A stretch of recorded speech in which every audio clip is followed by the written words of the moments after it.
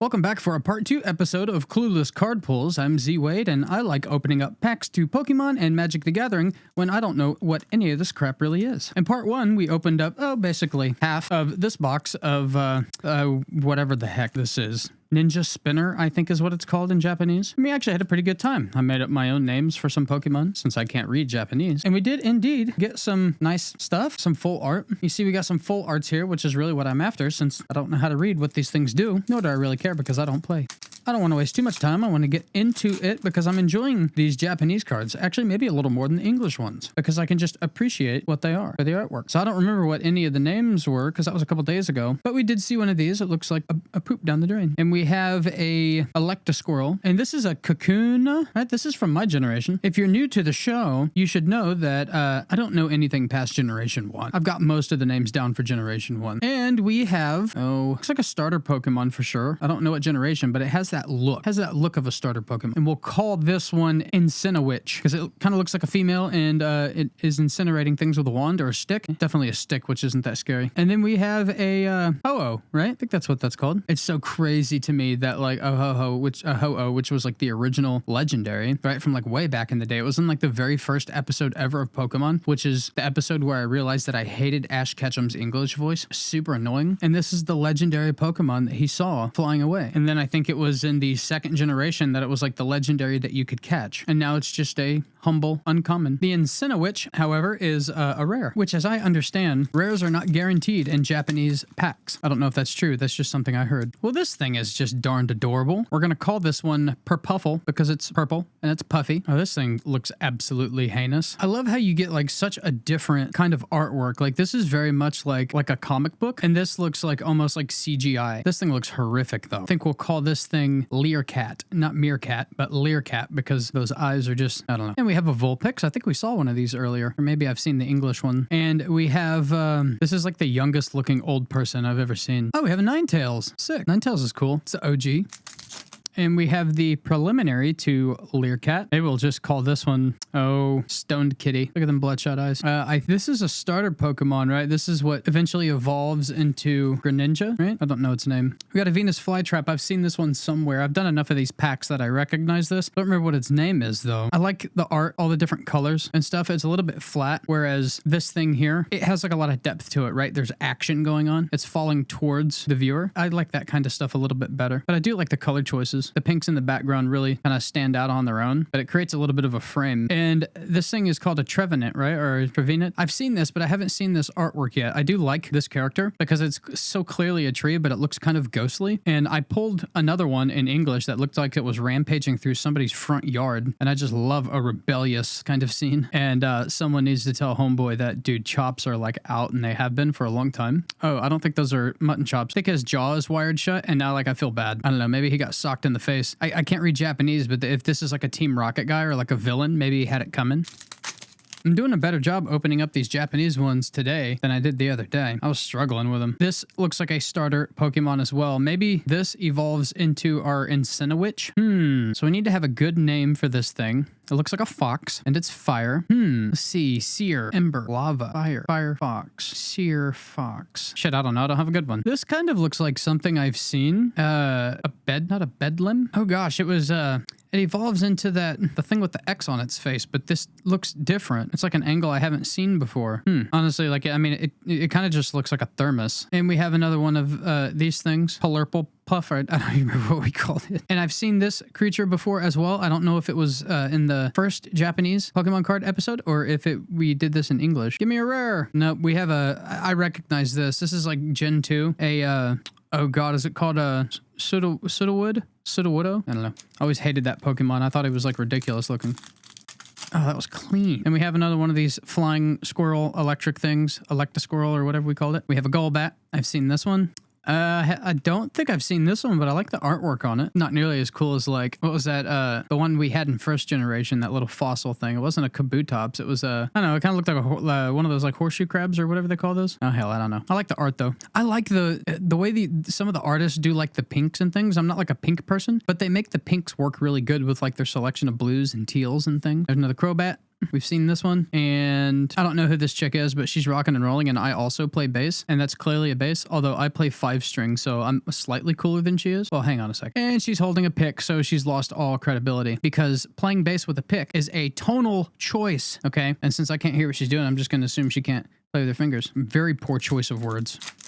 We got another one of these thermoses. We're just going to call this one a Stanley Cup. This one looks vaguely familiar. Maybe I've seen it in advertisements or something. It's a cool Pokemon. Like it's clearly inspired by like a pufferfish. And I kind of like the Pokemon that look like they're inspired by something in like real life. This is just simply an octopus. This doesn't even look like a Pokemon. And we have another one of these, a different art. I forget what this thing is called. I found it's called like a amp something. Found out because I looked up what this was. It's amp something. Ampharis?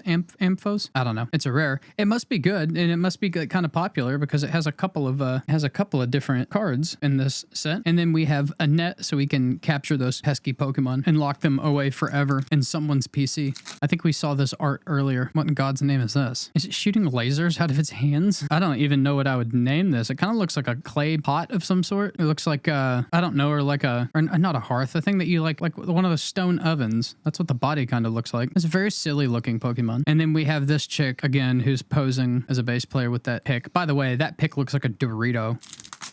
I've seen this one before. Boo. Getting some weak pulls. I've seen this one before. Boo. We got another Kakuna. Boo. And we have a full art version of that stoner type meerkat thing. I think we called him Learcat. But we got a full art version of wait, is this what they call like a shiny? Because like it's a different color. The other one was brown. This one's purple. Hang on a second. Maybe not. Maybe it's just the art style gives it like a little bit of a purple kind of look to it. And I accidentally already saw this last one. This looks like a skunk. It evolves from something that looks like a skunk. Only instead of shooting its stink out of a gland near its anus, it looks like it shoots it out of his forehead, which is like great for kids, not real believable for adults. It's a fair compromise. Now we can go back and we can look at this and we can appreciate the art. I love the color. Speaking of base, I've always wanted a purple flame burst base. I love the pink. The pink works with the pinks that I'm getting out of the holographic of this card. It looks like there's another one right here and another one like they're standing guard. There's a bit of a story going on with this one. I like this. And see, I don't even like this Pokemon. I think this Pokemon's like kind of goofy looking, but it's really cool that they're like really high up and they're like standing guard, like they're standing watch. And it looks like that's what they do because he hasn't blinked in 16 years. And as I was saying, like this pink down here of this tower and it like kind of fades into the blue. It's just really pretty. It's dark, but it's pretty. Great job on that one. And we have this thing here. This looks like a starter Pokemon. I think I may have named this in the last episode, but I don't quite remember. I think the whole naming convention thing is kind of like cooked in this episode because I don't know which ones I've done. Like the artwork on this one. There's a lot of depth for like such like a base Pokemon, which is why like I've said in like every episode that I feel like they just put a little more love into the starters because this is just like a great scene for just like some common Pokemon, you know? And we got this thing again. Again, it's a great scene. I didn't mention the scene. I love how they've actually framed this Pokemon in this cutout here. That's what we call a subframe in photography, and I look for them. And this is actually like the leaves and things and the vines are actually kind of realistic, and it works. And actually the background is pretty realistic too, and it works really well with the Pokemon being more cartoony. Just helps it stand out more. We got a Zubat, and we've got this looks like a variation of an Eevee, but the face is a little maybe different. I don't think this is an Eevee. No, this evolves from something else. This evolves from like a mouse of some sort. This is a beautiful holographic. Oh my gosh, I love all the stars on it. This thing really pops. And there's even like stuff going on down here too. What a great design. I don't know what this thing is. It looks like something that I probably would never play in the game. I would catch it, evolve it, and then just put it in someone's PC. But man, did they do a good job on the artwork. I love that little pink swirl. Oh my god. Just became a PSA 7. Yeah, really cool design. And this is a kind of a crazy looking Pokemon here. Let me get closer to study. So I don't know what this thing is supposed to look like. I think this is its body, but it kind of looks like it has grabbed the body of something without its head and it's now running off with it. We got another one of these things. Boo. We've seen this one before. Golly, I've gotten a lot of these. A Taurus. I always thought Taurus was like really cool. It was kind of lame, like in Generation 1, that he didn't evolve from something or evolve like into something. But he was like cool on his own and he was kind of tough to get. He was in like the Safari Zone, right? So he had to like throw rocks and bait at them or something. I don't quite remember the mechanic, but Taurus was always really cool. Very like obvious, you know, Taurus, and it's clearly a bull. But I like that. I like whenever the names make sense to the Pokemon. That one wasn't even like a Pokemon name. Like it's literally Taurus is a name for a bull. What is that? Like there's a constellation Taurus. And we have another one of these things, the Learcat. We have a Weedle. I recognize Weedle, and I like the scene. Again, the use of that pink. Why does the pink work so well with so many Pokemon? We have another one of these garbage pails. We saw this one in the first episode. These garbage bags. Oh, and that's like the evolved version of him, I guess. Because, I mean, it looks just like him. Yeah, sure enough. This evolves into this. But instead of like a Firestone or a Water Stone or a Leaf Stone, you just have to like throw some leftover Panda Express down its gullet and it starts to evolve into this giant trash bag. It would have been really funny if they would have evolved the trash bag into like just like a straight up dumpster or one of the places where McDonald's and all the other fast food places dump their used oil. And I just noticed that this thing's tail has like 3 gun barrels on it. Maybe those are toilet paper rolls. This thing is absolutely hideous. This looks like a land card from Magic the Gathering. What am I looking at? I think I kind of see an eye. I don't know if it's looking this way because I don't know what these Pokemon are supposed to look like. This is definitely not from my generation, but it literally just looks like a chunk of rock moving around, or maybe ice. Maybe it's a chunk of ice, like a glacier. Can't be Glaceon. I like this. This is very generic to me. See how many we got left here. We've got 1, 2, 3, 4, 5, 6, 7. We'll go for the bottom one since we're having such weak pulls in this episode. All the really cool stuff was at the front. We saw this earlier. This is the fedora wearing pumpkin with headlight boobies. Okay, so I think we officially have each step of this. We have this thing over here, this holographic rare, and we have this, and I think that fox that we keep coming across is the base. It is. So it becomes bipedal in its second evolution. Whoa, I almost accidentally saw the holographic. And we got this thing again. What in God's name is this? This looks like it's got a bunch of crazy, is that lightning bolts or is that antlers? This card reminds me a lot more of Generation 1 as far as its design, because there's basically like nothing in the background. I don't know if this wasn't holographic, you might be able to see something in the background because I can see something dancing back there. That's the way the Generation 1 Pokemon were. It was very much just like them kind of like in the frame with like not like a ton going on. It's a cool looking Pokemon. It looks like a legendary. I don't know if it is, but it looks like it would be. And this is a very, very, very cool dynamic representation of this Pokemon, although I cannot tell for a second what it is. Looks like it has like it's wearing like a star-shaped face mask or something. I don't know if those are hands or if those are like whips that it uses. It's a psychic, but it definitely looks like it's getting into physical combat. I love the artwork. It's a very, very cool piece. Very, very colorful. This thing has a feeling of being a lot more badass than just a simple like uncommon. I don't know. It looks like it should be like more rare than that, more powerful perhaps. Clean. I'm getting good at this. And we have the elephant thing. Elephant. I don't know. And we have the second stage to whatever that starter Pokemon is that becomes Greninja, which I think is what this is. I know this is a super dynamic scene. I'm pretty sure it's Greninja or Ninja Spinner, which is what this box is called. And we have the skunk. I think we saw that's the one that shoots its stink out of its face. This evolves into that. And we have whoever you are. Not much going on here. Not much to comment on. And I think, is this the same thing as, didn't we just see this? No, I guess it's a little bit different than this thing. I thought maybe I missed the fact that this evolved into or from something, but I guess it's 2 totally different things. Maybe it's 2 different variants. Is this one of those instances where you have like kind of more of a male kind of artwork to the Pokemon and like a female artwork, and so you have like the male and the female, kind of like the Nidoking and the Nidoqueen, like they're different colors and they have a slight different appearance, but they kind of follow the same trajectory as far as their evolution goes. Uh-oh, wanting to struggle again. God, that scares me. I don't want to tear up the corners. We saw this earlier. Boo. I wonder if this evolves into that big piece of hunk of traveling glacier that we saw. Okay, yeah, this is what the Stanley Cup. This is what the Stanley Cup like evolves into, but I don't know if that's the same thing I was looking at because I've only seen it from the angle where you see its little spiky things at the bottom. Like it looks like it just kind of floats through space. I've never seen it on any of the cards from that angle, so it's like I didn't even know what it looked like from like a different angle, and it turns out it looks like a thermos. We got another one of these. Didn't we just have one of these in this very pack? No, maybe it was the last pack. And we have a Beedrill. This is Gen 1 stuff. Beedrill was one that I would use in the early kind of game, early and mid. Grind out Kakuna, suffer through a Kakuna to get you a Beedrill. I find it so crazy. This is a rare. I find it so crazy that the Ho-Oh, which used to be a legendary, is somehow an uncommon, and a humble Beedrill, which you could get, I don't know, in the first 25 minutes to an hour of the first Pokemon games, you could have one of these. Weedle was like one of the first things you could catch, and you could start grinding out a Kakuna, and now this is a rare. Now, artwork-wise, It definitely deserves to be. Love the color. Haven't seen a lot of like green full body holographics. It doesn't work quite as well as like some of the pinks and blues and things, but it is kind of cool and unique. Haven't seen anything like it yet. And I love the action. It looks like his drill, Beedrill's drill, is about to break through the side of the card. I love that it's like breaking the fourth wall. Very cool. Man, he's powerful too. 310 to EX. Beedrill EX. And we have like another one of these things. All right, let's finish off strong. We've got uno, dos, tres, cuatro. Oh, I'm sorry. It's in Japanese. Ich ni san chi.